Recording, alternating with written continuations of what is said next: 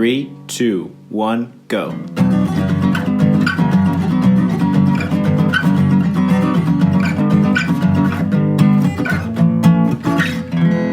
Welcome to Grounds After Rounds. 2, 1.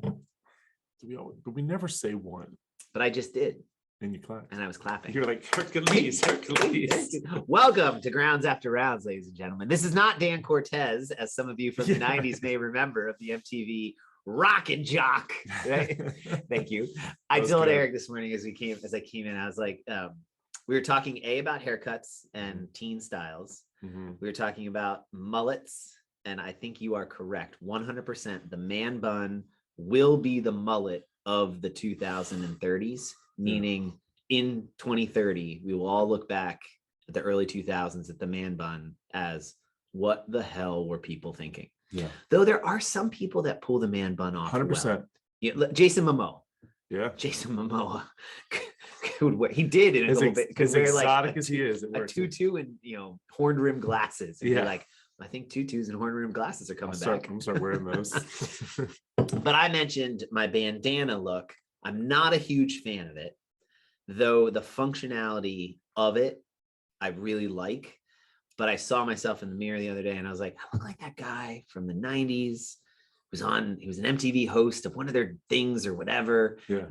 I couldn't find it. You did an awesome quick search. You found it. Dan Cortez. We looked at where he was today. Looks pretty good. Looks pretty Taking good. care of himself. Well done, Dan. My little Dan Cortez in my life. Nice job. Yeah. So I'm Dan Cortez, your host of Grounds After Rounds. I'm Jason Momoa. Oh, damn it. I chose poorly.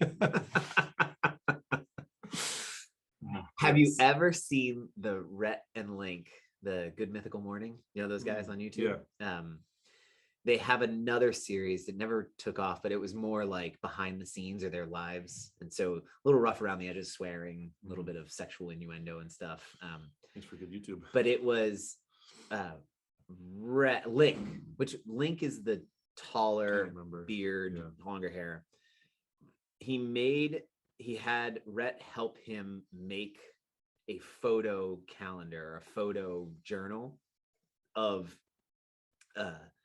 him, Link, I think, whichever one, looking like Jason Momoa in a series of pictures. That because his wife Momoa is the like hall pass, right? And so he wanted to see, and he called it it's some funny thing, like it's like Link Momoa or Rep Momoa or something like. And so he's like, you don't need Jason Momoa, you got me Momoa or something. And the pictures are hilarious. But so it's the assistant and the two of them doing a series of photo shoots. Yeah. And then so it's like it's him, like it's not his. It's not him. They like Photoshop on. Like they found a muscle shirt and he's hair, and they like sprayed him, and he's in front of a green screen by their pool. Oh my God. Of him coming out of the water as Aquaman. And then there's a one where they're like this like palace looking thing, and he's wearing like a red like drapey shirt, and he's like holding something up in the air. So they took that one. There's one of him as Khal Drago. Yeah. And they like did like the body paint and like the eyes and stuff. Like it is hilarious. That's awesome. And he actually pulls it off. Like there's a couple where you're like, whoa, he actually kind of does. He's doing all right. Minus the muscles and the but the facial like structure a little bit, coolness, and the beard. So of all you could pull off Momoa. You just made my day. It's funny. I think I wonder if it's changed, but Meg, because we've had this conversation, like who would your hall pass be? Yeah. And it was a while ago. She said hers was Adrian Brody. I'm like, really? Weird. I was like, have you seen him lately? And I'm trying to think, there was some movie that she really liked him, but like a while ago, I get it. Like, because I still don't. He just seems so tall and lanky. It's true. He is lanky, skinny bastard. I think it's changed. I don't know. I think it's the dude from Outlander. Have you seen that show? Yeah, the Scottish guy that ends up like. Which I don't blame her, because like he's like, okay. So I mean, this is him in the show. Doesn't he come to America with her in Yeah, like Sam, the later Sam seasons? Hugan. Yeah. Do they have a baby together? In Or is the that her? in the show. So this is In- them in the show. Yeah. They I've only do end watched up like the having- first 2 episodes. Yeah, it's good. So spoiler, it's good. But yeah, Alright, they I'm end gonna up watch it. they end up coming to the States around the time of the Revolutionary War. Okay. And so it's very like it's historical fiction. So they Yeah. take, events and they put the Which story I do around like it. historical fiction. It's really, I'm telling you, I think if you went with it, you might like it. I tried to watch Frontier again. Yeah, All the time. I want to like it. It's so bad. I mean, he's the same character, which is awesome. So I enjoy, but oh my God. And it's so unrepresentative of like indigenous cultures in that time period and stuff. Like so many things that I just can't get past it. Yeah. And the one villain, the guy that plays the head of the Hudson Bay Company or whatever, that's just bad acting. Yeah. And so that's what I was trying to get on. They're like, all right, it's Jason Momoa. It's got some action. yeah. What else? A lot What of else is leaps there? of just suspend reality. Like 2 people could take down a battalion of 30 British soldiers. It seems a little like, even for TV, it's a little like, it's a little over the top. I lost track of the time. Like, wait a second, has 3 months gone by? Like, Yeah. how did that ship get across the Atlantic? I mean, like, are they transcontinental jets now? Right, it's like watching Saved by the Bell. One minute they're like freshmen, the next they're like it's graduation. All of a sudden Kelly's gone and Tori's here. Yeah, there's 45-year-olds with like they're in high school. Like What's Screech happening? is the guidance counselor. Like, Yeah, what? what a mess. Yeah. So anyway, So yeah, sorry, Jason. That one didn't stick though.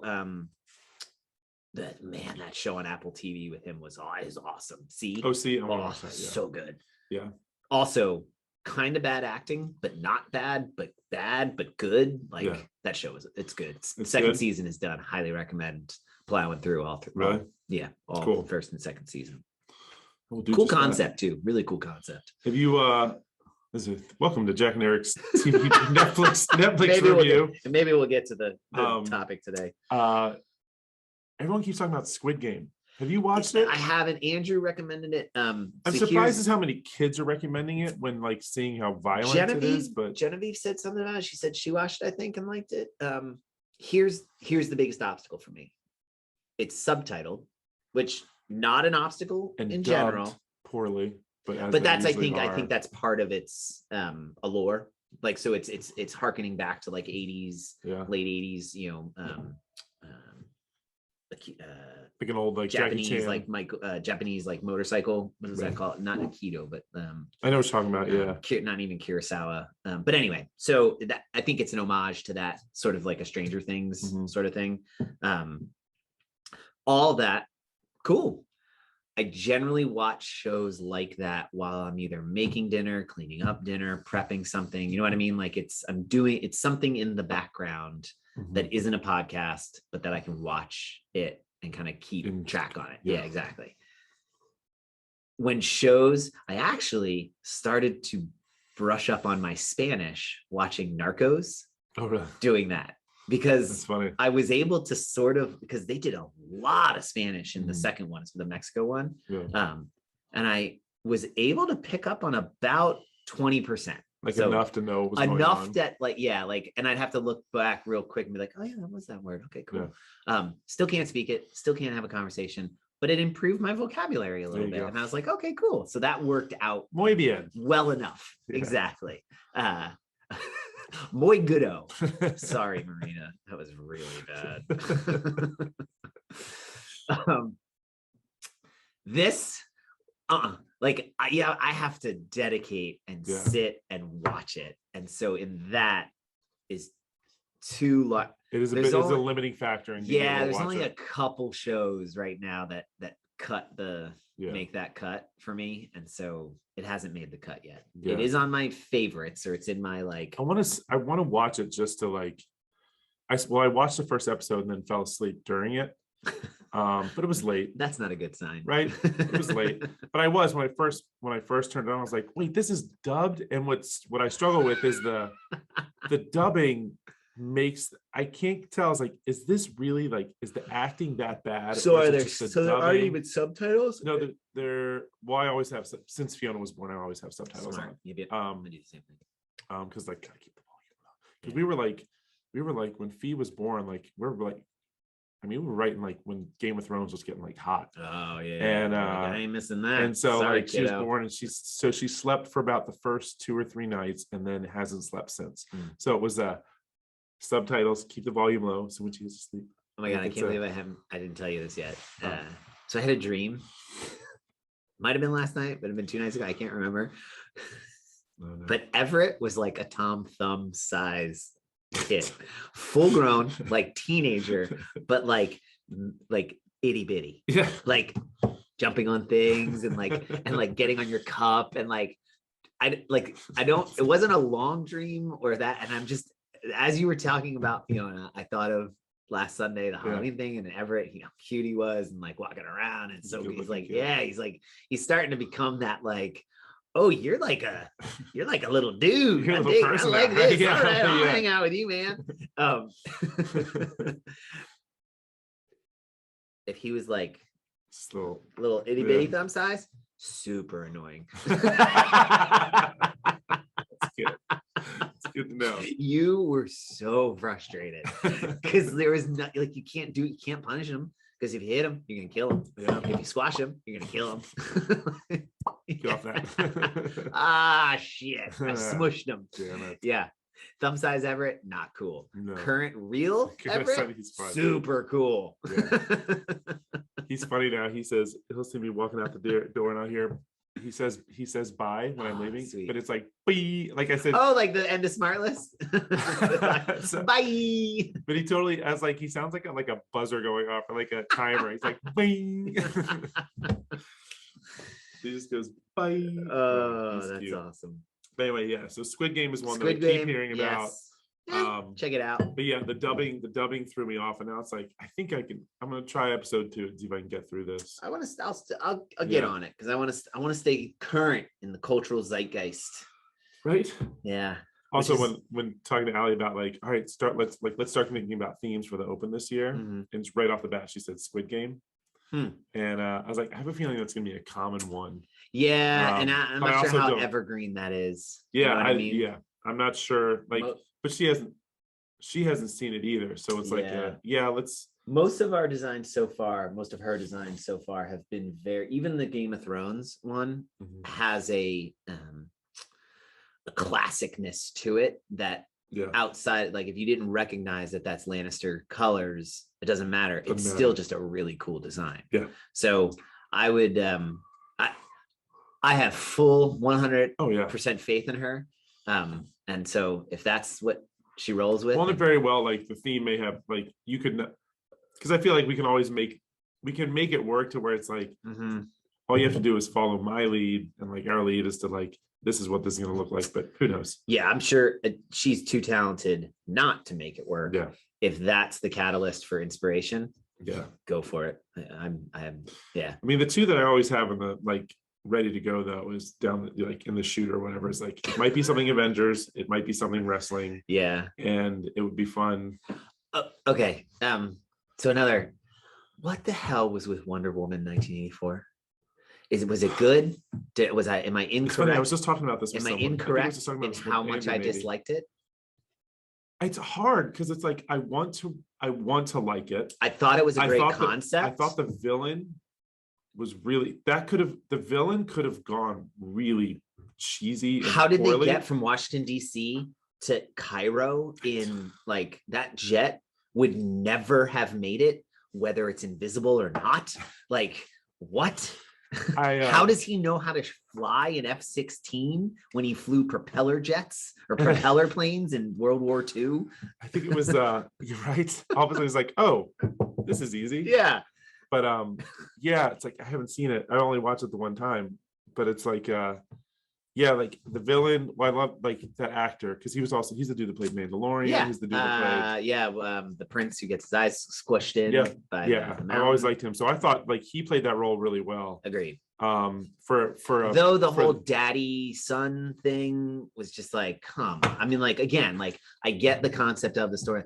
Bad freaking writing. And I will say too, like I'm on board with like, let's take this female lead and make her powerful and make her independent and make her like I was like, but I swear to God, every single man that they ran into was like a perv, a pig, a dick. And I recognized that like in that time period, there was a little less understanding of like what was appropriate. Right. Like women empowerment has to come on the tail end of them being harassed or assaulted by some stereotypical thing, which, hey, maybe that is what the female experience is with. Maybe that was it. Maybe, yeah. The woman I don't know. like it's a, but I'm pretty sure women empowerment can happen without them being traumatized. Like women can just be empowered like because they're empowered. I felt like out of Chris Pine's character, every man in that movie was like a douche. And it's like, and so I'm thinking it's like, well, she can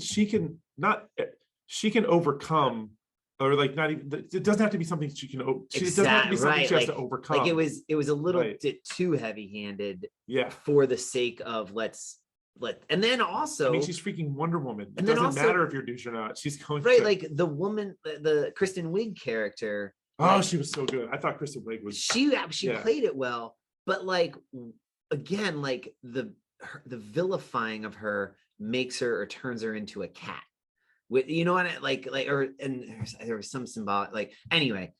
And then I thought so I had a problem with okay, why does Wonder Woman's need or struggle need to be, she needs to find purpose as a human being by becoming a wife, right, like that's the thing she has to sacrifice to give up, right? But and I thought about it, I was like, well, that's, and it's similar to like the first Wonder Woman when she only found meaning and purpose when she picked up the kid or a baby, right? Like that's when she found her humanity. I was like, again, like, could you be more stereotypical and patriarchal? But I think there's a maternal side of I think there is a maternal thing, but I thought about it. I thought about it like, okay, but wait a second. Iron Man's struggle is he Iron Man or is he now in the end game? Yeah. Is he a family man? Like, is he, a husband? Is he, and then Captain America's struggle is, what does he give up to be Captain America? He goes back and he rekindles the relationship with Agent Carter. Like, you know what I mean? Who's, like, so in a sense, okay, that is in keeping with Superman. Yeah. Does he stay Superman in Superman 2? Does he stay Superman, or does he, give up his power so he can be with Lois Lane? Like, okay, so there is a similarity with her male counterpart superheroes. The idea of humanity is a relationship at the individual level with another human being. Yeah, it's cisgendered in the sense that it's a male female, which seems counter to their Amazonian, like the men in that scenario are simple, like I feel like exist in right. I feel like there's an opportunity there to be a little bit even more diversified in the idea of relationship. Either way, so many lost opportunities. I wanted to like it so much. I wanted to like it, but it was so bad, right? Like it's funny, not just not like so like. People like the Ryan Reynolds Green Lantern, people poop on that all the time, right? Yeah. I get it. It was bad. I will still watch it. And if it's on TV, like I'll watch it. And Wonder Woman 84, like I'll probably still watch it. Like I want to like it more. But it was just a little like, man, that was a little bit of a drop off from the first one. Like I got to the point where again, it's in on the background, I'm watching it, and I'm sitting there watching it and I'm like, did I miss things? Is this why I'm not liking it? So I rewound and like went to it. I'm like, no, this is just really bad. Like it's just really bad dialogue, horrible jumps. Yeah, the dialogue felt some of the dialogue felt so like the scene where he's trying on clothes. Chris Pine is trying on the clothes. I'm like, oh, this is horrible. Like it just it was so like unoriginal. Yeah. Anyway, so disappointed. That character. The Wonder Woman character has so much potential to be like such a contemporary. I'll tell you what's even better is Dr. Marston or Dr. something, the pseudo historical biography of the guy who wrote the Wonder Woman comics, who's a psychologist who was in a multi-partner relationship with two women at Harvard, and one taught because she couldn't teach at Harvard because they were sexist and patriarchal. So she taught at the sister school there in Boston, and I can't remember what it was. who ended, and then there was like a research assistant, and so it's an interesting story. That's actually a better movie. Yeah, I think there's of that character and sort of the themes behind the Wonder Woman character of like not dominatrix, but empowerment of women, that truth can win out, that there is a sense of vulnerability in the feminine traits, and that vulnerability is more powerful than just brute force, and like all of those things that the character sort of metaphorically represents with her lasso and invisibility, and there's a lot, like you can, it's funny too, like you can find those things without it being, because I feel kitschy. Like I feel like right now people do that, and it's just such a blatantly obvious, like, here's this thing we're trying to do. I feel like you can do that and stay with, like, I think of like going back to like maybe that, like around that time, like think of Mad Men, right? Obviously this was earlier.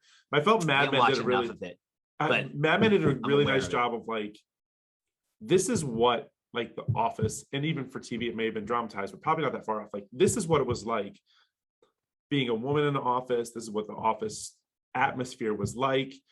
But like people still had these redeeming qualities where it's like they evolved and they built, and like this person was able to, like, yes, what was going on, this person was able to kind of overcome this potential adversity by like being headstrong, by getting through the struggle and motoring on without, like, again, what felt like in Wonder Woman was like this, all these just, it's like, here's another one, here's another one, here's another one, here's another one. She has to overcome all of these new people. No, like, she's also like a freaking you're gonna be alone and sad because you didn't hold on to your dream of having a man, and and I was going back to like I wanted to share this. I think I said it to Megan. I was really proud of myself at the time, but Alex here, I'll get you.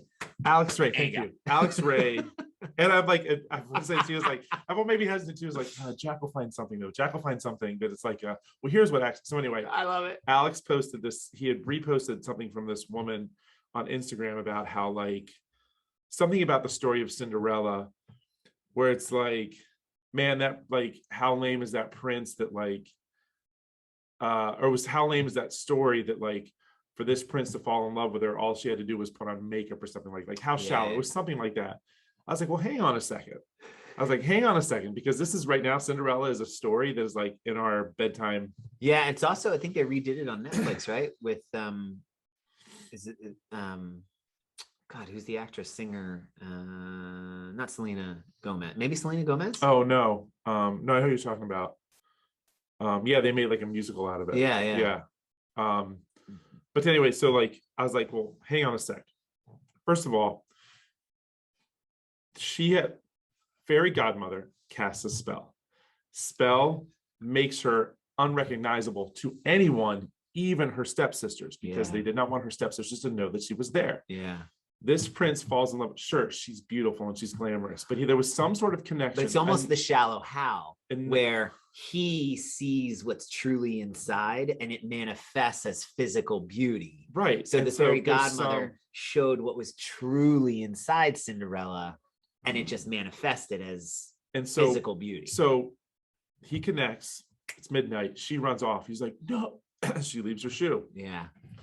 This guy goes to every single house across the town, putting the shoe on, first of all, people's feet. Yeah, and he's the prince. He doesn't have to. He doesn't have to, and he does it. Every single person's shoe until he shows up to this poor little girl who's dressed up in rags, like dirty, gross, whatever. He gives her a shot. Gives her shoe. Well, he knows for this to truly be, he has to do everybody. He has to do it. Do everybody. He has to put the shoe on everybody. Yeah. But he had to give everybody a chance to fit the shoe. Yeah. And despite like showing up and her being in tattered rags and dirty, it's like, doesn't matter. Like, this is the one that I love. And so it's one of those, like, this guy went, to hell and high water to find this girl. And despite her not being the glamorous princess that she was when you saw her, it didn't matter. Yeah. So it's like, let's give the prince a little bit of credit here, because he didn't have to do that. Like, because he's a prince. He's Right, he doesn't need to settle for this one, It's right? you could read it that way. I And think that's- yeah. So I think it's okay to Right, like, there's room in this world to let it be a happy right? ending. It's okay. Right? Like, It's and we okay.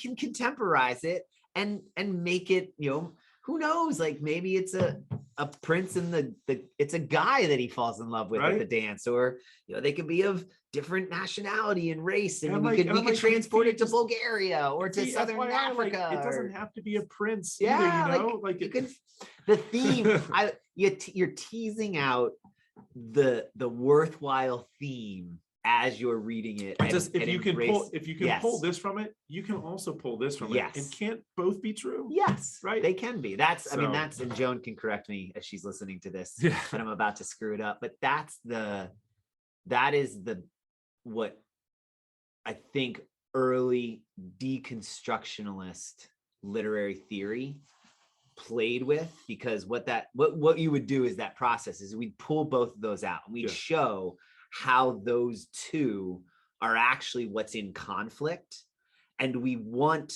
those two to be in conflict because it is the conflict between those two things, whether we're aware of them or not within the story, that gives it that feeling of kind of catalyst, cathartic sort of response. And then in the end, we want those two conflicts to eventually hold and order sustains, whether it's a happy ending or sad ending or whatever. Like we want, like, oh, it almost falls apart. No, but it holds together. Then literary theory took it even further, and this is where, like, I think absurdism and postmodernism kind of went too far. And this is again where I think I fall apart in my, I'd have to review if I was going to teach this in a class. That they show actually, like, no, there is no order. It all falls apart. This is just chaos. And we're inserting, because of our own bias and our own need for order. But if you actually look, it's all just gobbledygook, because we're associating signifiers and signs to these things that aren't true. It's all our own biases. And we bring those biases because we are sexist, we are racist, we are white, we are, whatever. That was close. Like, we're bringing those biases. And if you see those biases, you'll see that. Now, first of all, when he said sexist, racist, and white, he's talking about himself. Oh, geez. This just got touchy. Don't touch people. Well, I am white. I am white. But you know what I mean? Like, and that's where, like, feminist theory and all the different tracks of that are viable explorations of it. But what you just expressed, well, if this is true, can't this be true? That's the beginning. And I think that's actually a worthwhile endeavor. You can take it too far and just basically it all just explodes into meaninglessness. And it's like, well, in the end, like, I do feel a little happy when I read this. Like, I'm happy that the justice comes to the evil stepsisters. Like, I don't want them to die. Like, you know what this book is? Like, you know what Cinderella is? It's me sitting in bed with my daughter, reading a story that she loves, that I do. She loves my voice. The prince is always like Keanu Reeves. Well done. So I do like a Keanu Reeves voice. And I feel like I Bill do and like Ted Keanu Reeves, or 100%. Matrix Keanu so like Reeves? It's like, no, come back. It's like that's awesome. I'm gonna find her. Like, so look at this. Okay, and as long as you are rounding out that education of your daughter, who you are reading to, which in itself, like, well done, that you're teaching her a love of story, you're teaching her a love of exploring story, you're developing a relationship with her. If you round it out with, like, not all princesses need saved, okay, like a lot of these princesses save themselves, not all princes need, like, you can round out that story with diversity. That's like more important than, no, we only read stories where I don't need your help, I don't need a man, like, I don't know why all of a sudden I don't know why all of a sudden it had to be from Georgia. Sweet Home Alabama, it's what's her face, Reese Witherspoon's character from the morning show, who's a train wreck Yeah. of a watch character, that which too, is yeah. awesome. But you're right. Yeah. Yeah. Good on you, man. No, I agree. Yes, they can both be true. There's Yeah. so many problems with Cinderella, but there's so many problems with fairy tales because they're fairy tales. They're fairy tales. They are make-believe Right. stories. And yeah, that's why I was like, I feel like they're sometimes- shallow, unilateral approaches to sometimes- humanity. like sometimes I get frustrated because Meg's like, "Oh, I don't want to watch that movie because it's like it's so this and that." And so I was like, yeah, but like, remember when you watched it as a kid and like you said, like you felt good watching it, like, Yeah. and isn't it our job to kind of help, like, as they get older, like, hey, babe. The reason so you here's felt good about that was because of the simplicity of the good guy wins. The Yeah. good team wins. We triumph over evil. The world doesn't always work that And way. I think even after like watching this as kids, is like we've, everyone has their issues, but we all turned out all right. We gained a general understanding of like Yeah. how things work, and you're still learning as you go. It's like, so sometimes I was like, let's, things get demonized so fast. Like I said, it's like, hey, I totally see what you're saying about Yes. this. But this can also be true at the same time. And with that, find this understanding that it's like, hey, she's fucking 4. Like, let's calm down. Whoa, with the and F-bomb, I like it. let's put our baggage aside from because we are now in our 30s and have an understanding of how things work, and we see it reflected with. She's 4. She sees half woman, half fish singing to another fish.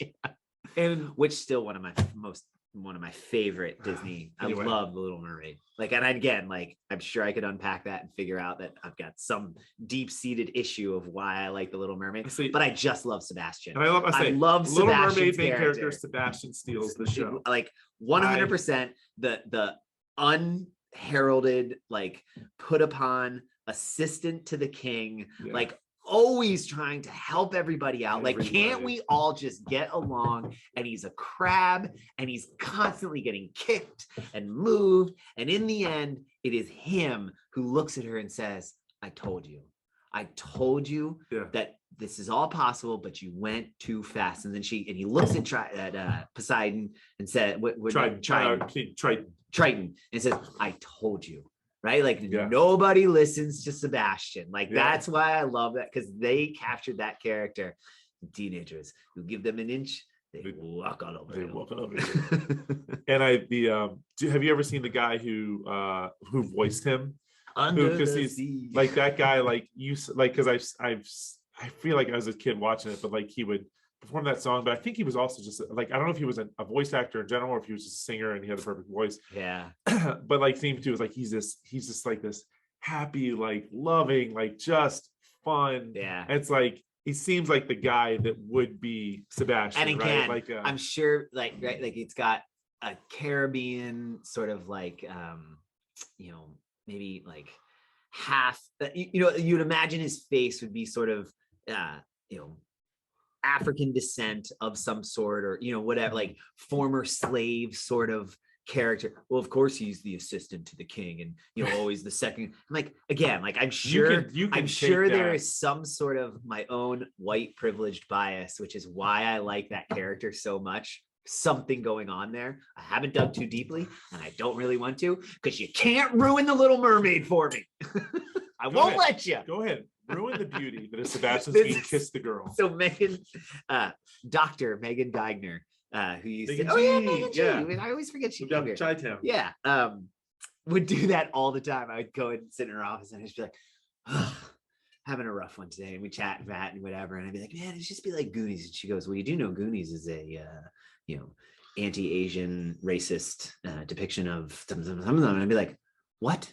And she goes, yeah, Short Round, totally horrible. You really can't watch that movie anymore. And I'm like, Megan, if you ruin one more of those 80s movies for me, we are not friends. Oh, man. She'd be like, welcome to my world, man. Oh, man. Oh, it's like, if you really want to ruin movies. So there's this website called, it's like called Common Sense Media or something like that. And it is, it's like a parents will review movies. So it's like how appropriate is this for what age group. So you go to it and it's like a bunch of parents put on reviews. So like I was talking about. Oh no, I did. Wait, I used to use this. Okay. Because I wanted to see like, could we watch Back to the Future? And Right. and it gives like a rating like sex, violence, alcohol, drugs. So Hook. By I was saying categories. something to Meg. I was like, I really want to watch Hook. Oh, yeah. I love Hook. And Meg's like, I don't think there's any issues with it. So on Common Sense Media, it says, so I think it's a PG movie and it's like generally recommends like 10 and up. Common Sense Media says 8. For sex, on a scale of 1 to 5, it gives it a 2. I'm like, a 2 for sex. Peter Pan is kissed on the mouth by several mermaids at the same time. And I was like, yeah, well, when it's funny, drowns, when he falls into the water. Well, it's like, they were giving like, like there was some like connection there, but also it's like they were giving him air. Like that's how I always thought of it. But okay, sure. When pirates walk through a wharf, there is a brief scene where the madam of the house of ill repute tells her prostitutes to paint your faces, ladies. I don't think I ever realized that those were prostitutes. Now, this is also me like being a little dense, but also like as a kid watching that, I would have no idea that those were prostitutes. Right. Just saw these women. And now you do, and so sometimes it's like I get it, like a 2 out of 5. Let's try and look at it from which actually I think that's a good rating. It's a safe rating because what they do is they give themselves. It's not a 3, it's not a 1. Right. They are recognizing that there could be an awareness by a 7 or 8 year old that you might not be ready as the parent to have that and conversation. So I'm like, I'm watching, right? So like 7, 8 year old, they're like, hey, what happened when those women kissed him and then they like smile and then what you could really do is be like, oh gosh, what a great opportunity. I guess I really do need to have this conversation with you now. Like, so in a sense that 2 is a safe rating that also it's accurate. And it also gives a parent an opportunity to be ready if they have a more precocious child watching this that is going to recognize that. And you can have the appropriate and effective conversation of what's going on there. Right. And don't have to, colorize it with, Disney, like, oh, they're just happy ladies who are real friendly. Those are prostitutes. They sell their bodies for money. For men generally to have sex and blah blah blah blah blah. I mean, that might be a little aggressive. It took me a long time. I'm not used to having 8-year-olds anymore. I'm trying to remember like when I first saw like Pretty Woman, and then later for the longest time when she pulled out the condoms, she's like, I got red, I got green, I got blue. I was like, oh, I thought those were lollipops without sticks. Like for the longest time, I was like, oh, interesting. You just like put it in your mouth and suck on them. Interesting. For a long time. Last thing for positive role models, it was a 2 out of 5. A father learns the importance of being there for his kids instead of centering his life on being successful at his career. That's like 2 out of 5, I guess. Like, it's like, is that only a 2 now? Yeah. But I guess like for the bulk of the movie, it was anyway. He was Peter Pan. But I thought it was interesting. But yeah, movies are taken for what they are. So then, are you tied? Do you got a boogie? It's 8:51. Let's go quick. All right. It was fun though. I hope people tell us your movie. Perhaps we'll multi-title this. Oh but the real point of this week's episode was to follow up with young Mr. Hoyt. I had about an hour with my thoughts. Okay. As this took we took a while to get into it. This is the final episode of Where the Nano Meets the Road because you ran the 10K. Yeah. Which, hey, walked. Yeah. Even if you walked it, well, freaking done, dude. 10K is 10K. 10K is 10K. 200 pounds. 200 pounds. And it's what's funny. The asterisk here is I wore my no bowls, so I didn't wear my nanos because my nanos have a hole about this big in the toe. How do you only have one pair of nanos, by the way? What's wrong? Because I told myself I wasn't going to get new shoes for all of 2021. Danny is very disappointed in you. Well, if I didn't, I'm not saying anything. Yes. Danny is my hero of the shoe buying method. That he only buys shoes when they're 60% off, and he'll buy 2 or 3. He buys 2 or 3 pairs, and then he puts them up in the closet, and then that way, when the shoes run out, even if they're not on sale, he always has a new pair of shoes at over 60% off. And I think the deal is though, for every 3rd pair of shoes he buys, he has to buy Rainey a pair too. Oh, okay. Yeah. So it works out. It's about 4 shoes a year, 4 pairs of shoes a year between the 2 of them. It works out. About right. But he always has. That's why whenever I come, I'm like, oh, where'd you get those new shoes? He always seems to have a new pair of shoes at he coordinates cost. Right. You know what I mean? Yeah.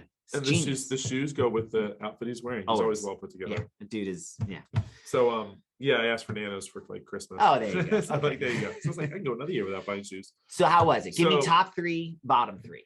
Okay, so top three was just like that view, like just Yeah. running the bridge, like was pretty cool.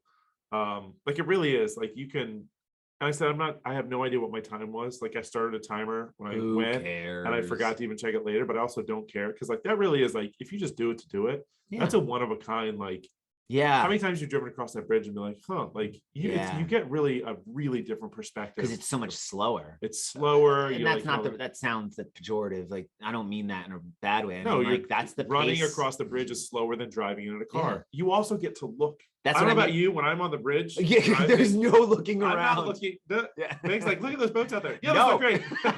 Well, that's huge, right?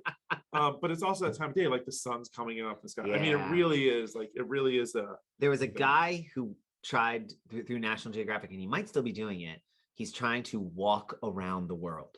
And he was a correspondent for National Geographic, and he was like, and periodically would write articles. So I don't think he ever made it out of Africa. Lions. Yeah. but he made a point of, at one point, he realized how amazing the experience was because he was moving at the pace that humans were evolutionarily designed to move. Yeah. And there was just a different level of connection that he was able to make with the earth, with himself, with those around him, because he was locomotive. Like he was auto locomotive, not on a horse or riding a bike or a car or whatever. And so I feel like that's what you're describing. And I'm actually a little jealous, and I'm contemplating maybe doing it, but I have no desire to do it. It's funny. Like I don't like, God, I don't like running, but like, but like, I mean, just like the view. And then also like, I mean, you see every nut and bolt on that bridge, right? That's like kind of cool. It's just like you, and I said, I made, I ended up running it. I was by myself, and I didn't bring headphones or anything like that. Cause I also like, I wanted to use it also as like cause like I said, it was prior to my dad, we were talking about like, I kind of hit this wall of awful after COVID, and my dad died. And so it's been like a pretty big wall of awful, to the point where I was like, mentally, I wasn't even invested in this anymore. Like, and it got to the point where I was like, all right, I'll do it. Like, I'll figure it out. And so doing it, like, is like, what a good opportunity to just nothing else other than be with myself for an hour and change probably. And really it was even longer than that, because from the time I got up in the morning to the time I got home, with the exception of when I met the ladies at the finish line, was just like me for an hour. So I got to think about a lot of things. I was thinking about Cinderella, but it's just like, so I'd say outside of outside of the like the view and just kind of seeing that, like it was a really good hour of just almost like therapy, like just kind of like a good, like I thought about all the things under the sun, but it was a good just kind of hour with myself, because I in the back of my mind I was like, I'm probably just gonna bail on this because I'm just not here, I'm not ready, and people will understand, right? I was like, no, I'm gonna do it. And what turned into so number 3 is I went to get my bib. I thought I had it mailed to me. I could have sworn I had it mailed to me, and it didn't show up. I was like, all right, well, I'll just go pick it up. And it would like pick up from like 10 to 4. And we had a lot going, like we had the thing going on Saturday. It was 10 to 4 on Saturday. So we had all the stuff going on here, and then got home and we had to do some stuff at home. I was like, cool, I'll go down there around like 2:30, 3 o'clock, pick it up, because we're going across the bridge for golf cart trick-or-treating in my in-laws neighborhood. So I was like, cool, I'll run and pick that up, and then I'll be back home. I got there, the lines from the stadium, the main entrance, were going out to those main side roads. I was like, what the hell? I was like, I thought this like was done at 4. And I asked someone who came walking, I was like, how long were you in line? She said hour and 34 minutes, something like that. Hour and a half. I was like, I would have never expected that. Well, I was like, I don't have an hour and a half. Like, I have to go. Yeah. And I was like, I can't sit. So I stood in line for a little bit. And I was like, all right, I'll figure this out. I was like, I had to leave. I was like, I couldn't stay and get my bib. And so now I'm like, now so I'm like really mad at myself, because I'm like, God, I could have sworn I got this. I should have checked it when it didn't go through. I should have, like, all the news should have going into I suck. Right? This is horrible. This is what I do. I texted Allie and I was like, did you guys was the line this long when you guys were here? Am I just an idiot for waiting till late? Yeah. And she said, no, like, I think she said, Jenny was there earlier. She said the same thing. She was there forever, and she picked up their bibs for them, because like Allie and Rob had to go to Baltimore for something, blah, blah, blah. Jenny's always carrying their water. And Allie said, right? That was for you, Allie. And Allie said she mentioned that she said she knows a couple people that might not like got their bib, but might not be doing it, but they went and got their bib anyway. Okay. So she was like asking people around to figure that out. I was like, all right, worst case scenario, like they have the virtual. Worst case scenario, I come down here and I run a 10K around here. And like, I still do it. You were which sounds in, miserable, man. but You were invested. so I was like, worst case, I'm gonna get up and like just come down here and do a 10K run. And I got a text from like Allie, like I don't know, maybe it was like 5 o'clock in the morning. She's like, Rob's not doing it because they had to take the girls up to Baltimore again for something. So it's like, Rob's not doing it. I'll leave you his bib. And it was she left the bib under the wheel of Kate's car at the stadium because they were doing like the early heat, like 7 a.m. heat.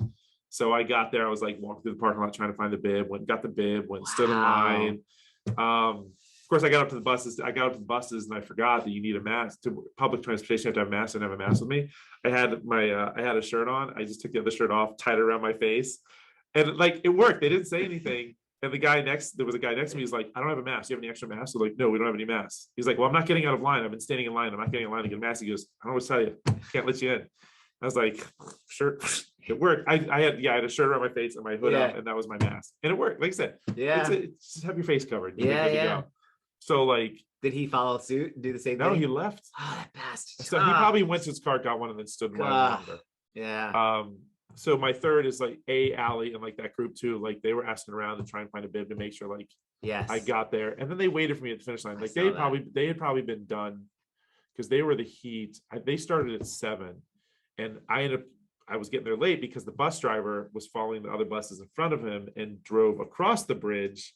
Like he didn't know where he was going, and so we got there late. So my heat ended up starting like 45 minutes later. So they had to be they were waiting there for a while, and they were at the finish line when I got there. Yeah. So like that, like Allie and like that group, like that's Snowman. All of them. So anyway, so those are my 3. So awesome. it was kind of a cool experience, like being up there, got some time to myself, and then like that group was it was cool having that support. It felt good. Like when I crossed the finish line, they were there. That was like, I'm so glad I did this. Like, I'm so glad I freaking happy for you. Right? I'm so glad.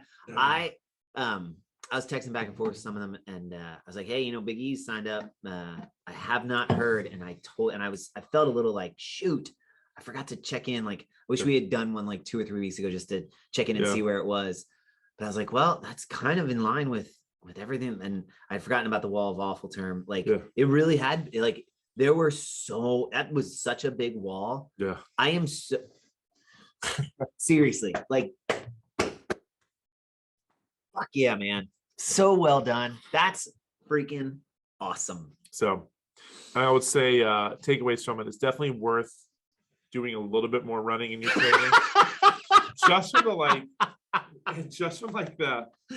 finished it, right? So like, what though? F that. That's the beauty of CrossFit. Right. And so so CrossFit works like you can do a 10K and it was a little bit of walk, that nice little, but my quads and I think part of it was my ankles and my calves were super sore. My quads were sore. So it's one of those like if I had thrown a little extra running, probably would not have been as sore. So you ran a 10K on Sunday and you were in here squat snatching, squat cleaning, and deadlifting. Oh, and 2 days later. And Squattober was Friday. So like I didn't hit a new max on what I didn't expect to, but I squatted. I hit 355 on a back squat. And would you say that you Friday. That you are a 3 hour a day worker outer, 6 days a week, right? Like no. Ladies and gentlemen, this stuff works. Yeah. You are a really functional human being who just ran a and you're like, oh, my ankle's a little sore, my quads are a little sore. Like, dude, you ran 6.2 miles over a pretty steep effing bridge. That nice little like that, you get you right, like that uphill, you're like, whoo, quads are on fire. And then the way down, it's a nice steady decline down, but you realize like you're on your toes. I mean, if anyone's ever run down, the down is just as hard as the up. It's worse. They were talking about it at the Rogue Invitational. And then you get across the bridge, and there's still 1.2 miles to go. Oh, that's just before mean. The finish line. That's just super mean. Through a parking lot too, so it's not even a pretty like 1.2 miles. It's brutal. So, but it was fun. And this is so not like to I'm so proud of you. Like I mean it, like, and I mean that from like a peer, like almost jealous FOMO of you. Like what a good job. And just sticking with it and recognizing like, oh, I could have made this so much easier for myself. Nope, I don't care. I mean, I'm getting over this wall. I'm getting through it. I'm gonna do it come hell or even to the point where you said, I swear, I think it's by you saying, hey, if I have to, I'll do the virtual option. Like that, the responsibility and the agency around like, hey, there are multiple paths here that I could have made easier for myself, but I didn't. And the loudest one was just fuck it. fucking but she ignored him. just stay home. I'm like, Such no. a good move. So I'm gonna do it. Like if I walked 10K, like I said I was gonna do it. So Yeah. I did it. And like, did I feel? And like I said, at the end of it all, it was I was once I finished. I'm like again, like see, like I didn't even see him. I just hear Eric, and I see like Ali step into him. Like Eric. I was like, that was fun. That was weird. So well done, dude. That was cool. So anyway, it's done. But yeah, no, it's definitely like even if you like, I recommend it. I definitely recommend it. It's like just for the experience of. Yeah. I mean, sure, it was a 10K, sure, but it was like a So maybe that goes on the list of things that we as a gym continue to like area things. So the Sailor Try, as long as it goes down, I think it was off last year because of COVID, but that's a great race. This is the only race that takes you through downtown. You get to swim in the bay. You get to swim in the thing. Right. The Bay Bridge swim and the Bay Bridge run. Yeah. Right. Like those could be sort of like things that Fairwinds recommends as Annapolitans that you do at some point, and it's totally worth it. Now the Bay Bridge swim, I do not recommend that you just do CrossFit to do the Bay Bridge swim. No, swimming is if you don't know how to swim, not a good idea. That could be very dangerous. I say at least like during CrossFit workouts, like there was running in CrossFit workouts. There's not swimming in CrossFit workouts. Not a good idea. Yeah. But you could maybe do, isn't there a shorter distance on the Bay Bridge swim that I think there was. There's like a mile version or something. Like you might be able to muscle your way through that one. Yeah. But yeah, no, we're talking. That's a different thing. Yeah, you need to get in the pool. You need to swim. Take some swim lessons with Monica. Yeah. We'll get Monica Dis back in the mix. Yeah. Gosh. Yeah. Well done, dude. You were my gratitude on that. When I saw that pic today, this week, whatever. When I saw that picture of you with everyone, I was like, I think I may have even said out loud, fuck yeah. Like I just was like, that was so great. Because I was like, I don't know if he's gonna do it. Like I don't know where he's at with it.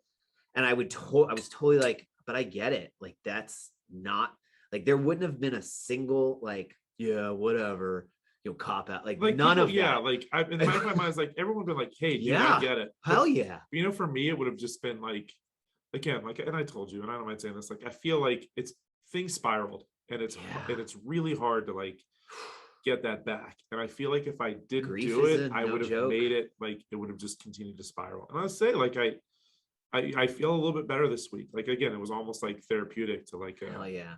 So that is I selfishly take that as a lesson of, hey, sometimes there's worth in just saying no. I'm gonna do this. Like that's a no, I don't care. I don't care if I miss the boat on everything else. I have to finish this thing. That well done. Like that's a gratitude to be reminded of. Sometimes it's that simple.